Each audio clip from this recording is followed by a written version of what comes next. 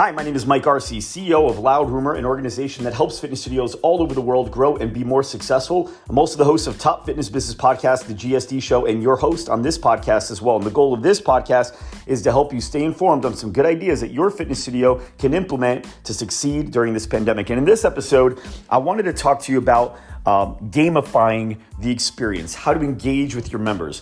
One thing that's become very obvious over the last 10 years is how the average consumers enjoy games. A lot of companies have leveraged that information by gamifying their customer experience with points and ways that they can get tiers and accomplish certain things.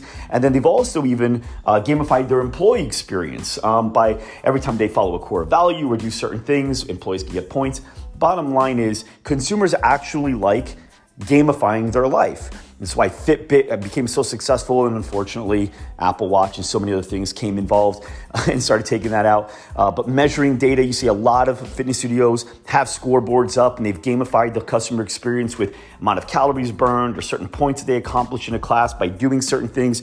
You've even seen people do it without technology, just by saying stuff like, hey, if you're able to attend 5 of the workouts this week during Hell Week or whatever it is, we will actually give you a free t-shirt. And at the end of the day, that's all it is. Now, you may be saying, a t-shirt, that's not a good prize. Yes, it is. Have you ever gone to a sports game, like a basketball game, and watched people reach their hands out for a free t-shirt float in the air that's probably a triple XL and would never fit them because you're a 12-year-old kid or a skinny 21-year-old guy, and yet somehow you're reaching, you're fighting for this t-shirt floating in the air. Why? Because we just want to win things. It's like little wins. We just want these, right?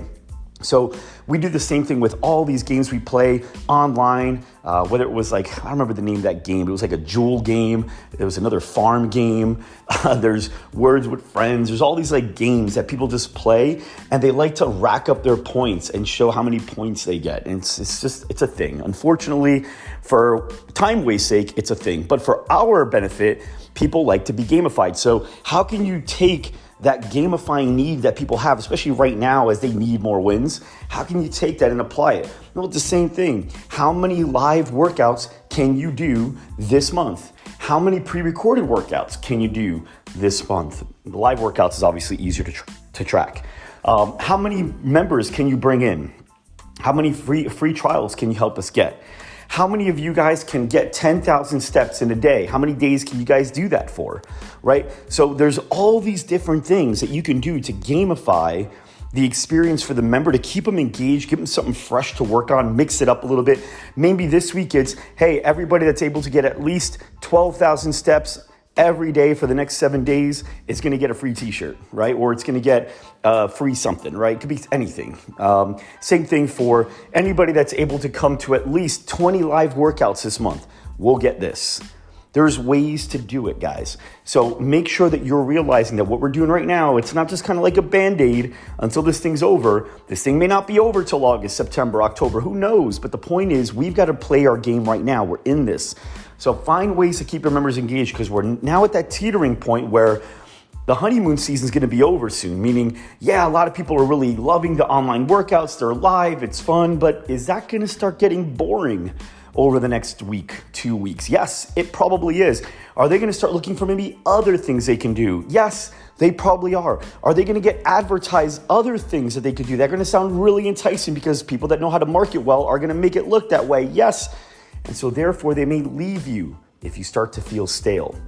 Right now, they are home all day. They were trapped with the same people all day. They're eating generally the same food all day. They're in the same environment all day. They need variety. So give them variety with new experiences, new things they can measure, track, different games, different contests.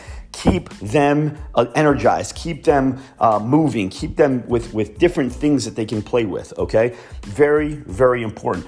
We also talked about bringing in other instructors to come in and teach certain days in another podcast I did, right? Where, hey, if you don't do yoga, maybe you can get a yoga instructor in. If you don't do kickboxing, maybe you can get a kickboxer to come in. There's so many cool ways that you can create variety within your experience. You have more flexibility now than you even did before, whether you know it or not, but you got to get creative with it. So make sure that you guys are doing that. Gamify the experience for members, maybe even your employees in some ways, and then make sure that you keep it mixed up, keep them engaged. Thanks, guys. See you in the next episode.